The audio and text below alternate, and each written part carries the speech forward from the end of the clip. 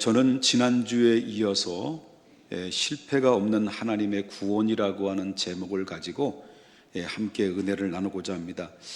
역사 속에서 우리 인간이 언제부터 불행이 찾아왔는가라고 이야기를 할 때, 그것은 바로 성경은 말하기를 인간이 하나님을 떠난 때부터 인간은 불행이 찾아왔다라고 이야기를 하고 있습니다. 인간이 하나님의 말씀을 거역하고 하나님을 떠남으로 나타나는 찾아오는 것 중에 가장 커다란 문제가 바로 뭐냐면 그것은 오직 죽음뿐이었다라는 겁니다. 그래서 한 번 죽는 것은 정하신 위치요, 그 후에는 심판이 있다라고 말씀하셨고, 죄의 싹슨 사망이라고 말했습니다.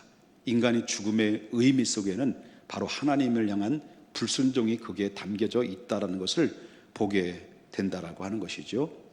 그 샘플로 보여준 사건이 바로 어떤 사건이냐면, 오늘 본문에서 보여주는 10번째 애굽에 내려진 10번째 재앙, 장자 죽음의 사건을 통해서 우리에게 보여준 한 샘플로 보여준 사건이라고 하는 것이죠.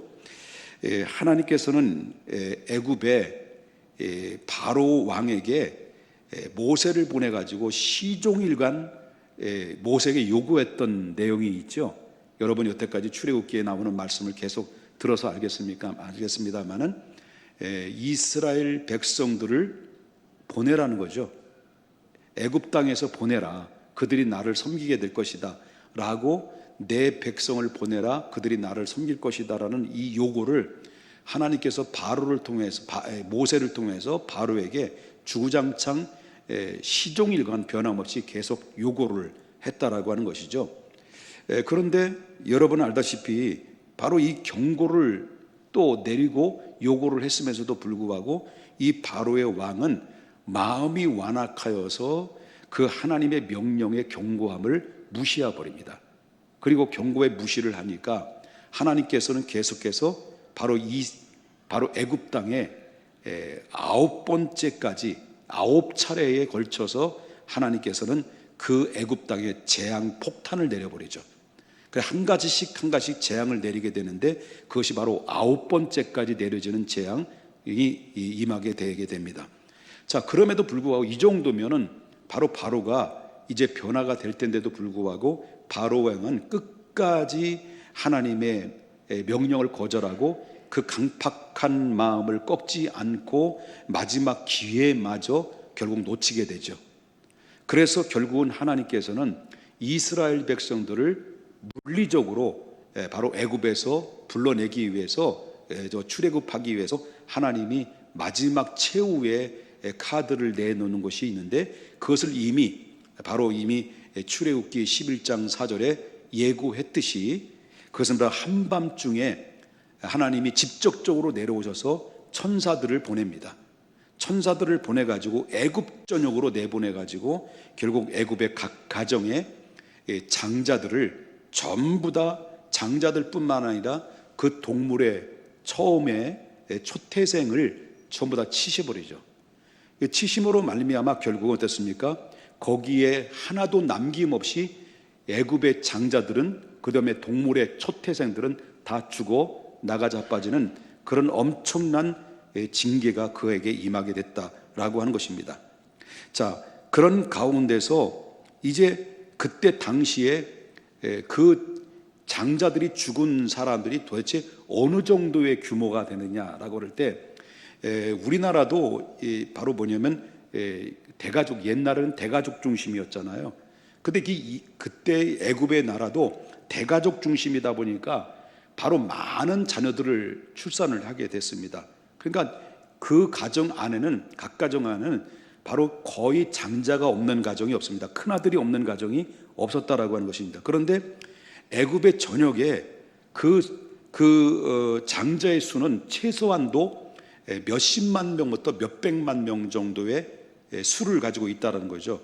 그런데 이 1월 14일 날 그 밤에, 이 어두운 밤에 하나님의 죽음의 사자를 보내가지고 애굽의 장자들을 쳤는데, 최소한도 100만 명 정도의 애굽의 장자들이 그 현장에서 하루아침에 그냥 결국 꿀꺽 삼키게 되는 그런 상황에 이르게 됐다라고 하는 것입니다. 그 결과로 장자를 잃어버렸어요.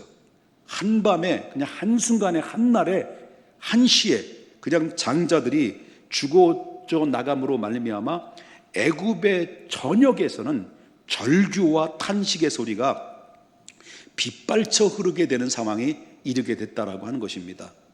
그런데 말이죠, 놀랍게도 애굽의 한쪽의 애굽에는 바로 통곡의 눈물의 바람이, 통곡의 소리가 여기저기서 빗발쳐 흐르고 있는 그런 가운데 있는데도 불구하고 또 한편의 고생 땅에 살고 있는 이스라엘 백성들은 어떤 일이 벌어졌느냐라고 하는 거죠. 그 애굽 백성들은 눈물을 흘리면서 통곡의 곡소리가 나는 간 가운데 있을 때 이스라엘 백성들은 하나님이 이미 명령한 대로 바로 좌우에 어린 양을, 흠없는 어린 양을 잡아서 좌우의 문설주에 바르고 임방에 바른 이스라엘 백성들의 가정들은 전혀 장자들, 단 한 명의 장자들도 희생을 당하지 않고 다 바로 살아남았다라는 거예요. 그러니까 여기 한 가지 중요한 사실을 깨달을 수 있는 것은 바로 뭐냐면, 본문을 보게 되면 하나님의 관심이 어디 있느냐라는 거예요. 자, 하나님의 관심은 어디 있냐면 단지 완악한 바로나 애굽 나라를 징계를 내려서 바로 치시는 것이 목적이 아니라, 바로 하나님의 관심은 당신의 백성을 완악한 그런 환경 가운데서 그들을 구원하는 데 있어서 하나님의 관심이 있었다는 거죠. 다시 말한다면 이스라엘을 구원하는 데에 관심이 초점되어 있다는 것을 우리가 보게 된다라고 하는 것입니다. 자, 여기서는 저 한번 목에 좀 힘 좀 주겠습니다.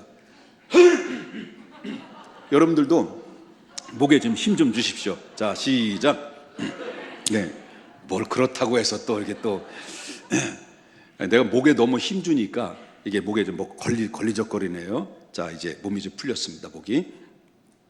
자, 여기서 우리는 하나님의 구원에 갖는 몇 가지 섭리를 우리가 발견하게 되는데요. 일단 하나님의 이스라엘 백성들을 애굽 땅에서 구원하시기 위해서 제일 먼저 행하신 것이 뭐냐?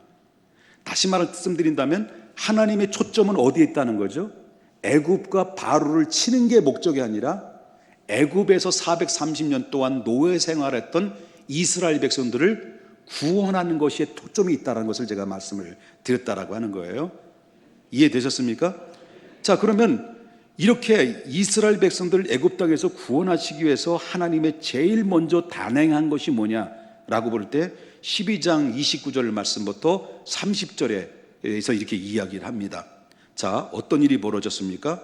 밤중에 여호와께서 애굽 땅에서 모든 처음 난 것 곧 왕위에 앉은 바로의 장자로부터 옥에 갇힌 사람의 장자까지와 가축의 처음 난 것을 다 어떻게 했다는 거예요? 치었다는 거죠. 이거 누가 쳤다는 거예요? 하나님이 치었다는 거예요. 그리고 30절에 보니까 뭐라고 또 나와요? 그 밤에 1월 14일 밤이죠. 1월 14일 밤에 바로와 그 모든 신하와 모든 애굽 사람이 일어나고 애굽에 큰 부르짖음이 있었으니 이는 그 나라에 죽임을 당하지 아니한 집이 단 하나도 없었음이었더라. 애굽의 각 가정의 장자들은 단 하나도 남지 않고 다 죽임을 당했다는 거예요. 이것을 보면서 뭘 느끼게 되냐면, 자, 하나님께서 이스라엘을 구원하시기 위해서는 먼저 단행한 것이 바로 뭐냐면 악의 무리부터 제거한다는 거예요. 그러니까 악을 먼저 심판했다, 악을 먼저 멸을 했다라는 것을 여기서 성경에서 발견하게 된다라고 하는 거죠. 여러분, 지금까지 이스라엘 백성들을 애굽 사람들이 채찍을 들고 등짝을 때리면서 노예로 부렸는데 그것이 몇 년 정도였습니까? 약 400년 가까이 이스라엘 백성들 노예로 부려먹었어요. 누가? 애굽 사람들이, 바로의 왕이. 그런데 이건 불의의 세력들이죠. 그런데 이 이스라엘 백성들을 430년 만에 하나님의 약속하신 대로 그들을 불쌍히 여기셔서 그들을 애굽에서 구원하시기 위해서 그 먼저 단행하기 전에 해야 될 일이 바로 뭐냐면 그 악의 무리들부터 먼저 멸을 해야 된다는 것이죠. 그것이 바로 먼저 단행을 했다라고 하는 것을 보게 된다는 거죠. 이 마지막 재앙은 애굽의 기력의 시작이요, 그리고 또한 가문의 소망이요, 그리고 가정의 대표자라고 할 수 있는 장자의 생명을 치는 것이었어요. 여러분 알다시피 그때 당시에 애굽의 장자들은 얼마나 귀한 자들입니까? 여러분 우리나라도 장자, 소위 말하는 장남에 대한 이런 명분을 상당히 중요하게 생각했잖아요. 그래서 우리 사명자가 있는데 그 사명 중에서 그 중에 제일은 누구라? 큰아들이라. 그래서 재산을 물려줘도 지금은 뭐 공평하게 재산을 물려주지만은 바로 옛날 같은 경우는요, 장자들에게 상당한 부분이 재산이 들어갔어요. 나 같은 막내는 국물밖에 없어요. 국물에서 고기 몇 가닥 건지는 거, 그거밖에 없는 것이 막내의 처절한 서러움이라고 하는 것이죠. 내 얘기가 아니라 그렇다는 거예요. 그럴 수도 있을 수 있지는 모르겠지만, 그 옛날에 장자들은 바로 뭐냐면, 왜 부모들이 장자에게 전부 다 재산을 거의 맡기면서 그에게 물려주느냐, 그것은 바로 뭐냐면 남은 여생을 너희들이 책임져 달라는 의미 속에 담겨져 있다는 거예요. 그러니까 그때 애굽의 백성들에게도 장자라고 하면요, 마치 신주단자 모시듯이 그 우쭈쭈쭈 했을 만큼 바로 이 애굽의 기력이요, 그들의 소망이요, 그리고 가정의 대표자라고 할 수 있는 것을 하나님이 그냥 묵사발을 만들어 놨다. 죄송합니다, 무식한 말을 했습니다. 아주 아작을, 아니 이러면 안 되는 거지. 그렇게 내버린 거예요. 하나님이 내버린 거예요. 그리고 각종의 동물과 우상들을 섬기잖아요. 애굽은 우상을 섬길 때 각종의 동물들을 섬긴단 말이죠.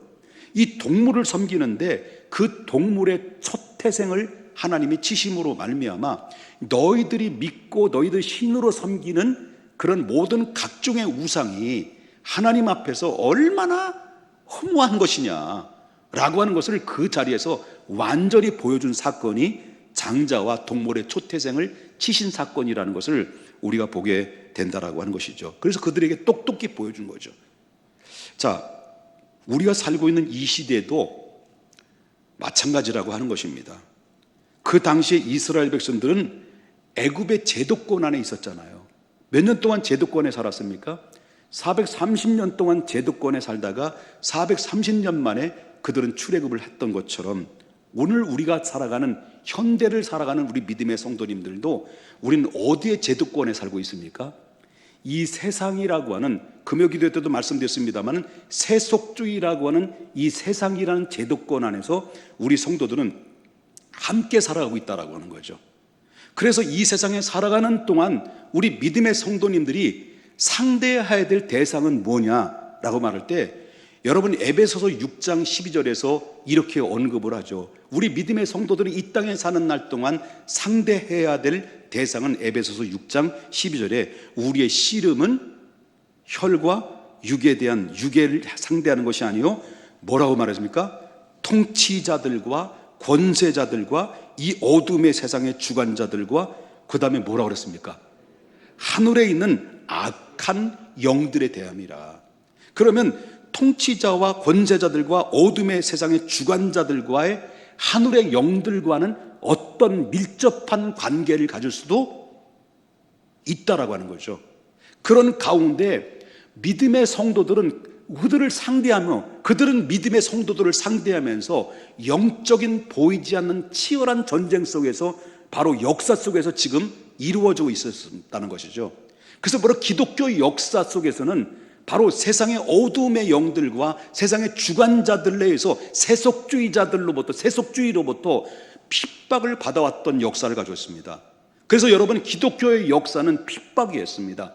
기독교 역사는 피해의 역사였습니다. 수많은 순교자들이 바로 세속주의로 인해서 순교를 당하는, 피 흘리는 역사 속에서 지금 우리 기독교가 믿음으로 지탱하고 있는데, 지금까지 그 역사 속에 지금 흐르고 있는 이 가운데서 우리가 지금 믿음을 물려받고 있다는 것을 보게 된다는 거죠. 그런데 말이죠, 우리가 마지막 때가 되면 어떻게 되느냐? 분명히 성경은 말합니다. 마지막 때가 온다. 항상 이 시대는 있는 게 아니다. 마지막 때가 있다는 겁니다. 인간의 죄로 인하여서 반드시 바로 이 세상은 점점 쇠퇴되어져 가고 있고 무기력해져 가고 있고 멸망되어 가고 있는 가운데 마지막 끝에 심판 때가 임할 것이다. 마지막 때가 있을 것이다 라는 것을 성경에서는 주구장창 얘기했다는 거예요. 그럼 마지막 때가 되면 어떤 일이 벌어지냐? 마지막 때가 되면 하나님께서 이스라엘 백성들을 430년 만에 구원하기 위해서 누구를 보냈습니까? 이스라엘 백성들을 구원해서 애굽 땅에 누구를 보내서 그들을 이끌어갔습니까? 모세를 애굽 땅에 보냈던 것처럼 우리가 마지막 때가 되면 하나님께서는 예수 그리스도를 이 땅에 다시 보내신다는 거예요. 이걸 가지고 뭐라고 말합니까? 재림이라고 합니다. 예수님 다시 오신다. 재림이라는 거죠. 여러분, 우리가 예수를 믿는다는 것은 어떤 것을 믿는다는 거죠? 예수님은 우리를 위해서 구원하시고 위해서 이 땅에 오셨다는 것을 첫 번째 믿는 것입니다. 예수님은 나를 위해서 십자가에 못 박혀 죽으셨다는 것을 믿는 것입니다. 예수님은 죽은 자 가운데서 부활하셨다는 것을 믿는 것입니다. 그다음 마지막으로 여기서까지 믿는 것을 끝나는 게 아닙니다. 예수님은 곧 다시 오신다는 예수님의 재림을 믿는 것이 완벽한 믿음이라는 겁니다. 이 믿음이 있어야만이 구원의 완성이 된다는 것을 믿으셔야 된다는 거예요. 그런데 이 마지막 때가 되면 하나님께서 모세를 이스라엘 백성들을 애굽에서 구원하시기 위해서 모세를 보냈던 것처럼 마지막 때는 하나님께 똑같은 방법으로 이 예수 그리스도를 하나님의 보좌에서 이 땅에 모든 만민들 중에서 그리스도를 믿는 사람들을 구원하기 위해서 보내신다라고 하는 것이죠. 그리고 전 세계에 뿔뿔이 흩어져 있지만 주는 그리스도시요 살아계신 하나님의 아들입니다라고 고백한 하나님의 백성들을 예수님의 마지막 때 재림했을 때는 한 곳으로 모은다라고 말합니다. 한 곳으로 전부 다 모으는데, 그 모으는데 여러분 알다시피 하나님의 나팔 소리 천지 진동할 때에 예수 영광 중에 뭐를 타시고 구름 타시고 천사들의 세계만국, 천사들이 세계만국 모든 곳에 보내요 구원 얻을 성도들을 다 모으리. 아나팔 불 때 나의 이름, 나팔 불 때 나의 이름, 아나팔 불 때 나의 이름. 그때 불을 잔치 참여하겠네. 할렐루야. 자, 마지막 때가 되면 이스라엘을 구원하기 위해서 모세를 보냈던 것처럼 그것은 모형과 그림자로 보여준 거예요. 마찬가지로 마지막 때가 되면 하나님께서는 독생자 예수님을 바로 하나님 보좌에서 내보내셔서 다시 이 땅에 모든 전 세계에 주는 그리스도시요 살아계신 하나님의 아들입니다라고 고백한 백성들을 한순간에 모은다는 것이죠. 바로 모아서 어떻게 한다는 거죠? 자, 여기 보면 예수님께서도 그 이야기를 하고 있어요. 오신다. 오시면 어떤 상황이 임하느냐. 자, 마태복음 24장 30절부터 31절에 예수님은 이 상황을 어떻게 표현했느냐. 그때 인자의 징조가 하늘에서 보이겠고 그때 땅의 모든 족속이 어떻게 된다는 거예요? 통곡한다. 애굽 백성이 아이고 장자가 죽음으로 말미암아 통곡했던 것처럼 모든 족속들이 통곡하며 그들이 인자의 구름을 타고 능력과 큰 영광으로 오는 것을 두 눈으로 똑똑히 볼 것이다. 그러나 그가 큰 나팔 소리와 함께 천사들을 먼저 보내리니 그들이 그의 뭐라고 그랬습니까? 나팔 불며 천지진동할 때 그 천사들을 보내가지고 어떻게 한다는 겁니까? 세계에서 주는 그리스도시여 살아계신 하나님의 아들입니다라는 고백한 성도들을, 택한 자들을 하늘 이 끝에서 저 끝으로 사방에서 전부 다 어떻게 한다는 거예요? 모은다는 거예요. 그럼 모으는 그 장소가 어디냐? 하나님 이 끝에서부터 저 끝에까지 그리스도를 믿는 하나님 백성들을 모은다는데, 그 모아서 예수님이 그곳에 오신다고 하는데, 그 예수님과 예수 그리스도를 믿는 소망 중에 있는 성도들이 만나는 장소는 공중이라고 성경에 말합니다. 공중. 그래서 이 데살로니가전서 4장 16절부터 17절에 보면은 명확하게 이렇게 성경은 이야기하고 있습니다. 뭐라고 말합니까?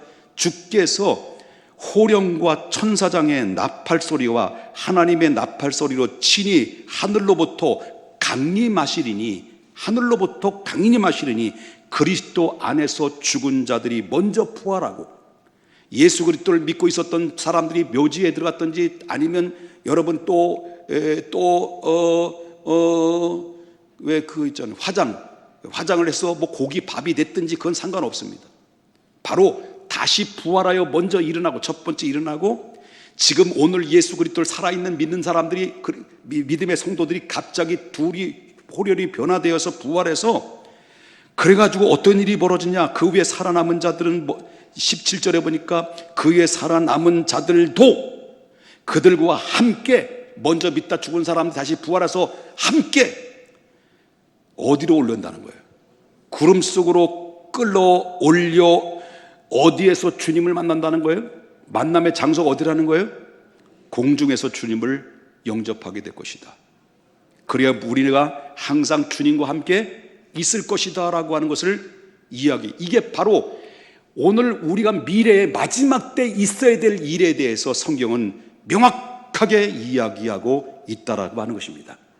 이 구원의 방법은 이스라엘 백성들을 구원하기 위해서 모세를 보내서 바로 애굽을 치고 그 가운데 이스라엘 구원하는 모든 순서의 과정들은 바로 마지막 때 예수님의 재림하는 과정과 거의 다 똑같다는 의미 속에 들어있다는 거죠. 그래서 구약에는 모형과 그림자다 이렇게 이야기할 수 있습니다.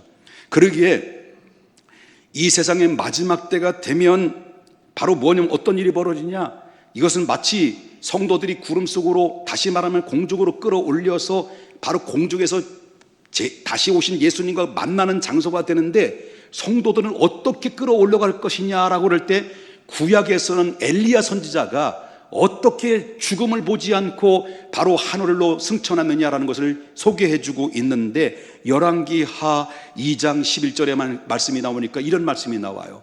열왕기하 2장 11절에 두 사람이 엘리사 제자죠, 엘리야와 길을 가며 말하더니 불수레와 불말들이 두 사람이 갈라놓고, 그 다음에 뭡니까? 엘리사는 떨어켜 놓고 엘리야 선지자는 회오리 바람으로 하늘로 올라갔더라. 바로 엘리야는 죽음을 보지 않고, 구약의 선지자는 하나님이 회오리 바람으로 하늘로 끌어올려 보냈다는 것을 보게 된다는 거죠. 이것은 바로 전설 따라 삼천리 아닙니다. 이것은 사실입니다. 성경이 그렇다면 그런 것입니다. 성경은 진리이기 때문에 그렇습니다. 성경은 역사 속에서 사실입니다. 단 하나도 성취되지 않는 것이 없는 것이 성경의 역사의 흔적들이고 증거물이라는 것입니다. 바로 이 엘리야는 죽음을 보지 아니하고 바로 회오리 바람으로 끌려 올라가서 하나님 나라로 승천하셨던 것처럼 우리 믿음의 성도님들도 말세의 지말에 이와 같이 바로 뭐냐면 성족으로 끌려서 공중에서 주님과 함께 만남의 장소가 이루어지게 될 것이다 라고 하는 것이 바로 성경에서 말해주고 있는 진리의 말씀인 것입니다. 그러기 위해서는 재림하실 예수 그리스도와 하나님의 택함 받은 백성들이 만남의 장소를 예비해 놓고, 그 만남의 장소를 예비하기 위해서는 먼저 하나님이 척결을 시켜야 될 것이 뭐냐고 말한다면 애굽을 치셨던 것처럼 공중 권세 잡은 자를 치는 것이었습니다. 지금 오늘날 이 시대는 믿음의 성도들을, 아니면 이 세상을 누가 주름을 잡고 누가 주도를 하고 있느냐? 공중 권세 잡은 자들이 주도를 하고 있다는 거예요. 그런데 하나님이 마지막 때 재림하실 때는 예수 그리스도를 믿는 사람들을 바로 공중에서 주님과 만남의 장소를 이루기 위해서 바로 어떻게 단행하느냐, 이스라엘 백성들을 구원하듯이 하나님 백성들을 마지막 때 구원하기 위해서 단행하는 것이 뭐냐라고 말할 때, 하늘에서는 어떤 일이면 전쟁이 임하게 될 것이다. 그리고 요한계시록 12장 7절부터 바로 9절에 나오는 말씀을 보십시다. 하늘에서 뭐가 있다는 거예요? 마지막 예수님의 재림하시기 직전에 바로 우리가 하나님 앞에 승천하게 바로 부활하여서 주님 앞에 공중으로 올라가기 전에 하나님께서 먼저 하시는 것이 하늘의 전쟁이 임하게 됐다. 여기서는 뭐 이런 송 쏘고 이런 게 아닙니다. 어떤 일은 영적인 전쟁이라는데 하늘에서 하나님이 누굴 보냅니까? 누굴 보냅니까? 바로 미카엘 천사장, 그의 사자들과 용과 더불어 싸울세 용과 그의 사자들도 싸우나. 뭐 했다는 거예요? 용과 그의 사자들이 미가엘 천사, 하나님 보낸 천사를 이기지 못하여, 8절입니다 8절, 이기지 못하여 다시 하늘에서 그것에 있을 곳을 여기저기 찾다가 못 찾아서 어디로 쫓긴다는 거예요. 9절, 큰 용이 내쫓으니 옛뱀 곧 마귀라고도 하는 사탄이라고 하고도 하며 온 천하를 깨는 자라. 그가 땅으로 내쫓기니 그의 사자들도 함께 내쫓으니라. 다 내쫓히는 거예요. 자, 그럼 마지막 때가 되면 하나님이 산자와 죽은 자를 심판하시는데, 바로 우리가 예수 그리스도를 믿는 사람이 주님의 재림할 때는 우리는 끌어올라가고 공중곳에 잡은 자들은 내쫓기면, 거기에 남아있는 불신자들은 그때부터는 악한 영들이 땅에 있으니 얼마나 고통을 받고 얼마나 믿음을 지키려면 죽지 않으면 순교를 각오하지는 못 지키는 이런 시대가 올 것이다라는 것이 성경이 말하고 있는 겁니다. 이 세상의 마지막 때가 되면 아까도 말했지만 분명히 산자와 죽은 자를 갈라놓는다고 그랬습니다. 마치 하나님께서 애굽과 이스라엘을 갈라놓듯이 주님의 재림하실 때는 산자와 죽은 자를 갈라놓는다고 그랬습니다. 산자는 누구입니까? 지금 내 안에 있는 영생이 있는 자요. 죽은 자는 누구입니까? 내 안에 영생이 없는 자가 죽은 자인 것입니다. 여러분 알다시피 마지막 때가 예수님의 산자가 어떤 자입니까? 마지막 때 살아있는 자가 어떤 자입니까? 영생을 얻을 자가 누구입니까? 바로 좌우의 문설주의 핏부림을 받았던 것처럼 마음에 핏부림이 있는 자가 구원을 받는 자라는 거예요. 아멘입니까? 문설주의 어린 양의 핏부림을 받는 자가 구원을 받는 것처럼, 바로 요한복음 3장 36절에 말하기를 뭐라고 말합니까? 아들을 믿는 자는 뭐가 있고? 영생이 있고, 그 아들에 순종하지 아니하는 자는 영생을 보지 못하리니 도리어 하나님의 진노가 그 위에 머물러 있으리라. 이게 바로 뭐냐면 산자와 죽은 자를 정확하게 갈라놓는데, 여러분 마지막 때가 될 때까지 우리가 끝까지 붙들어야 되는 것은 바로 뭐냐면 예수 그리스도 믿음의 주요 온전케 하시는 믿음의 주를 놓지 말아야 된다고 하는 거예요. 아들이 믿는 자는 마음의 문설주를 핏부림을 받은 자예요. 아들을 믿지 않는 자는 마음의 핏부림을 받지 않는 자입니다. 그러므로 말미암아 산자와 죽은 자를 정확하게 구별하는 것이 바로 하나님인데, 인간을 구원하기 위해서는, 이스라엘 백성들을 구원하기 위해서는 먼저 애굽을 치고 구별했듯이 마지막 때 우리 믿음의 성도들을 구원하기 위해서는 악한 영들과 세상의 주관자들을 구별하여 정확하게 구별할 것이다. 이게 바로 주님이, 예수님께서 약속하신 말씀이고 오늘 말세에 꼭 기억해야 될, 마음에 담겨둬야 될 하나님의 진리의 말씀이옵시다. 딱 기억할 것이 또 있습니다.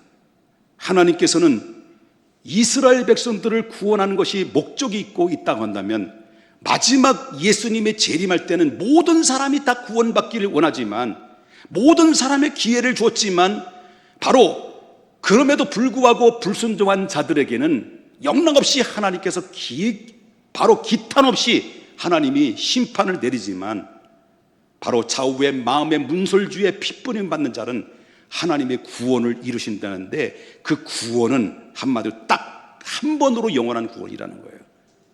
완전한 구원이라는 거예요. 불완전한 것이 아닙니다.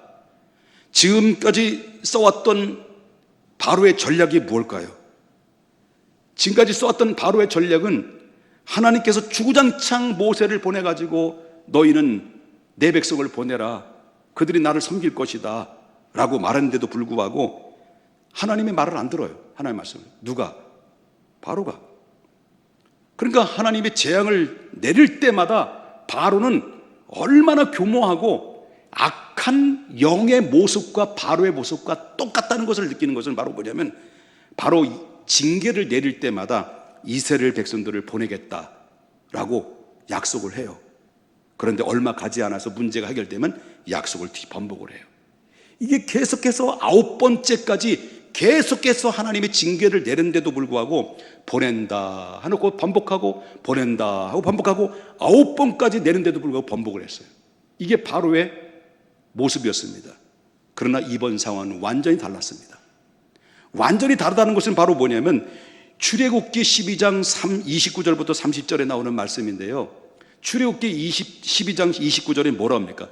밤중에, 아까도 말했습니다마는 여호와께서 애굽 땅에서 모든 처음 난 것 곧 왕위에 앉은 바로의 장자로부터 옥에 갇힌 사람의 장자까지와 가축의 처음 난 것을 다 치시니까 바로가 어떻습니까? 그날 밤에 깜짝 놀란 거예요. 이제는 더 이상 손을 쓸 수 없는 거예요. 그래서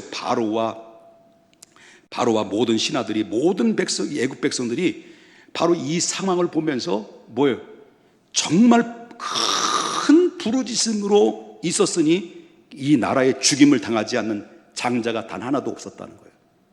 자, 이런 상황이니까 애굽의 전역에 휘몰아치는 마지막 장자의 사망 직후에 애굽에 겪고 있었던 절망감과 좌절감과 공포감은 완전히 극에 달았다는 거죠. 그렇게도 완악했던 고집스러웠던 바로는 그 자리에서 결국 어떻습니까? 두 손 두 발 다 들어서 누굴 부릅니까? 급하게 바로 아론과 모세를 불러들여요. 그리고 이렇게 얘기합니다. 뭐라고 얘기합니까? 31절과 32절에 다 같이 한 목소리 읽겠습니다. 밤에 바로가 모세와 아론을 불러서 이르되 너희와 이스라엘 자손은 일어나 내 백성 가운데서 떠나 너희의 말대로 가서 여호와를 섬기며 너희가 말한 대로 너희 양과 너희 소도 몰아가라. 이랬습니다. 이때 바로는 이스라엘 백성들을 바로 광야에서 여호와의 제사를 드리고 나서 다시 돌아오라, 이게 아닙니다. 이때 상황은 빨리 가라, 빨리 떠나라. 애굽에서 아예 애굽에서 완전히 떠나가지고요 다시 돌아오지 말라는 거예요. 이것은 한마디로 말한다면 이 바로의 왕이 이스라엘 백성들을 애굽에서 추방 명령이에요. 그냥 추방 명령, 아니 그게 추방 명령이 아니라 영원한 추방 명령이라고 하는 것이라고 볼 수 있다라고 하는 거죠. 이러한 바로의 결정에 바로뿐만 아니죠, 애굽 사람들도 너무 충격을 받으니까 이스라엘 백성들을 향해서 뭐라고 말하냐면 12장 33절에 애굽 사람들도 바로 말고 애굽 사람들도 뭐라고 얘기해요? 그렇게 괴롭혀왔던 애굽 사람, 나쁜 사람, 벼락 맞아 죽을 사람들이 하는 얘기가, 애굽 사람들은 말하기를 우리가 다 죽은 자가 되었도다, 이제 초죽음 됐다는 거예요. 그래서 그 백성들을 재촉하여 그 땅에서 속히 내보내는, 나가라는 거예요.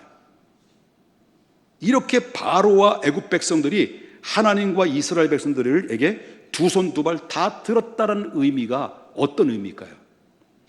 하나님께서는 당신의 백성을 구원하실 때는 어설픈 구원이 아니라는 거예요. 하나님께서는 당신의 백성들을 구원하실 때는 바로처럼 이랬다 저랬다 요랬다 저랬다 이런 것이 아니라, 하나님이 구원하시는 이 구원은 완전한 변함없는 구원, 영원한 구원, 딱 한 번으로 끝나는 구원, 그게 하나님의 구원의 방식인 것입니다. 그렇기 때문에 요한복음 5장 24절에 말씀하시기를 바로 뭐라고 그랬습니까? 내가 진실로 진실로 너에게 이르노니 내 말을 듣고 나를 보내신 이를 믿는 자는 뭘 얻고 영생을 얻을 것이라고 그랬습니까? 영생을 얻었다고 그랬습니까? 영생을 얻었어. 심판에 이르지 아니하나니 사망에서 생명으로 이미 옮겨졌다라고 하는 거예요. 여러분, 예수 그리스도를 믿는 사람들은 이미 내 안에 영생을 얻을 것이 아닙니다. 앞으로 천국 갈 게 아닙니다. 이미 내 안에 천국이 이루어진 것입니다. 예수님을 영접하는과 동시에 영생에 이르나니 영생이 이를 것이 아니라 이미 영생이 내 안에 존재하고 있다는 거죠. 누구든지 예수 안에 있는 사람들은 영생이 있다는 거예요. 심판에 이르지 않으니 사망에서 생명으로 옮겨질 것이야. 지옥 갈 것이 아니고 천국 갈 것이 아니고 이미 천국에 임하게 된 것이고 심판받지 않게 되는 완벽한 구원의 백성이 된 것인데 그것이 믿음으로 인한 것이다라고 하는 것입니다. 성경이 그러면 그런 줄 믿으시기 바랍니다. 그러므로 로마서 8장 1절에 그러므로 그리스도 예수 안에 있는 자에게는 결코 뭐라는 거예요? 정죄함이 없나니. 그러므로 우리가 받은 구원의 근거는 어디 있을까요? 다른 게 없습니다. 하나님이 세상을 이처럼 사랑하사 독생자를 주셨으니 누구든지 저를 믿는 자마다 멸망치 않고 영생을 얻게 하려 함이라. 하나님의 사랑이었습니다. 한번 심심한데 졸리기도 하신데 한번 따라서 같이 한번 율동도 한번 해보십시다. 다 어린아이가 되는 거예요. 자, 여러분, 자, 하나님이 세상을 이처럼 사랑하사 독생자를 주셨으니, 이 자존심 다 내려놔야 돼. 주셨으니 누구든지 예수 믿으면 멸망하지 않고 영생을 얻으리로다.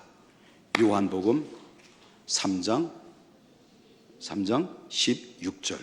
자, 율동 준비. 중앙. 율동 준비. 아이고, 어지러워. 자, 하나님이 세상을 이처럼 사랑하사 독생자를 주셨으니 누구든지 예수 믿으면 멸망하지 않고 영생을 얻으리로다. 요한복음 3장 16절. 할렐루야. 구원의 근거는 다른 거 없습니다. 하나님 왜 나 같은 자를 구원했습니까? 하나님의 대답은 사랑한다. 사랑 때문에 그렇다. 그 얘기예요. 그래서 여러분 로마서 8장 31절부터 39절에 뭐라고 말합니까? 하나님이 우리를 위하시면 누가 우리를 대적하리요? 누가 우리 능히 하나님께서 택하신 자들을 고발하리요? 의롭다 하신 이는 하나님이신 누가 정죄하리요?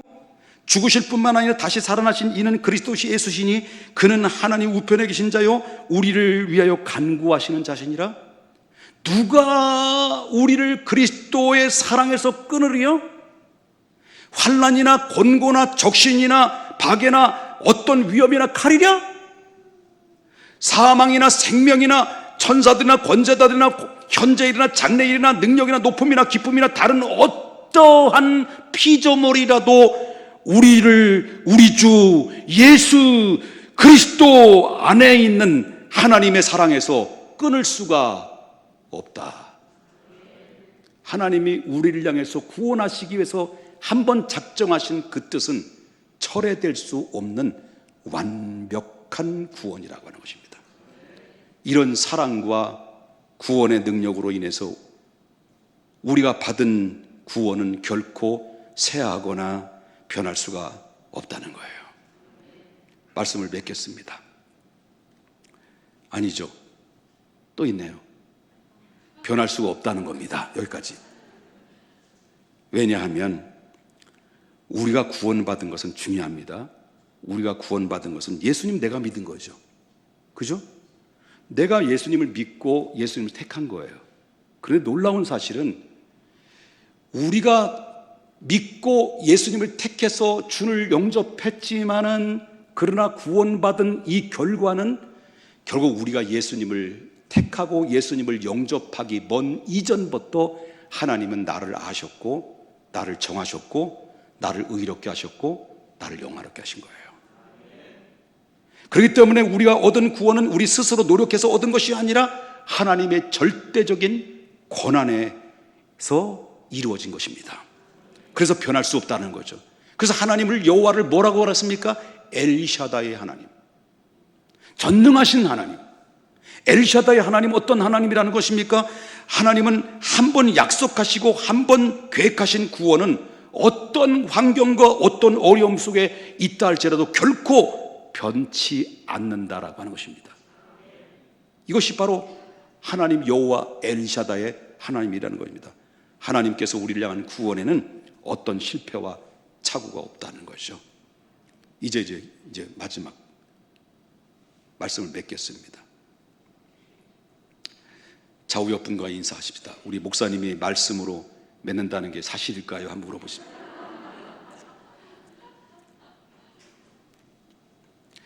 자, 우리 성도들 중에는 간혹 자신이 구원받은 사실에 대해서 의심하거나 때로는 불안을 느낄 때가 있죠. 내가 저 하나님 앞에 열심히 하고 좀 기도도 하고 새벽 기도 나가고 뭐 이렇게 헌신도 하면 천국은 가까이 내게 다가오는 것이고, 내가 좀 기도를 등한시하고 조금 딴 생각하고 교회도 몇 번 빠지고 기도 생활도 안 하고 좀 세속에 물이 들을 때는 내가 천국에서 좀 더 멀어지고 지옥이 나에게 가까이 다가오는 것 같고, 그래서 우리 믿음이 요랬다 저랬다, 어떤 땐 천국 갈 것 같고 어떤 땐 지옥 갈 것 같고, 나의 모든 행위에 따라서 우리가 왔다리 갔다리 할 때가 있습니다. 그러나 우리가 아무리 연약하고 환경 속에 처했다 할지라도, 우리의 믿음이 아무리 연약한 상태에 놓였다 할지라도 하나님의 베푸신 구원의 은혜는 결코 변할 수가 없다는 것입니다. 왜냐하면 우리를 향한 하나님의 사랑은 영원하며 그분이 베푸신 구원은 한 번으로 영원한 효력을 지니기 때문에 그렇다는 거예요. 만약에 그래도 불구하고 자꾸 겹길로 가고 마치 사망의 음침한 골짜기로 간다 할지라도 하나님께서는 나를 징계를 내려서라도, 나를 치셔라도, 나를 매를 대서라도 하나님이 나를 끌고 간다는 것은 신학적으로 뭐라고 말합니까? 견인, 고쳐서 끌고 간다. 견인. 여러분 좌우 옆분과 인사합시다. 고침받고 갈래요? 그냥 갈래요? 여러분과 저가 그리스도를 믿고 믿음의 줄을 놓지 않는 한 여러분을 향한 하나님의 구원은 영원하다 라고 하는 것입니다. 그래서 여러분은 아까도 소개했던 것처럼 요한복음 5장 24절에 내가 진실로 진실로 너에게 이르노니 내 말을 듣고 나를 보내신 이를 믿는 자는 영생을 이미 내 안에 얻었고 심판에 이르지 아니하나니 사망에서 생명으로 옮겨질 것이 아니라 이미 옮겨졌느니라. 히브리서 13장 8절에 예수 그리스도는 어제나 오늘이나 영원토록 동일하시다. 이게 바로 진리인 것입니다. 기도하겠습니다.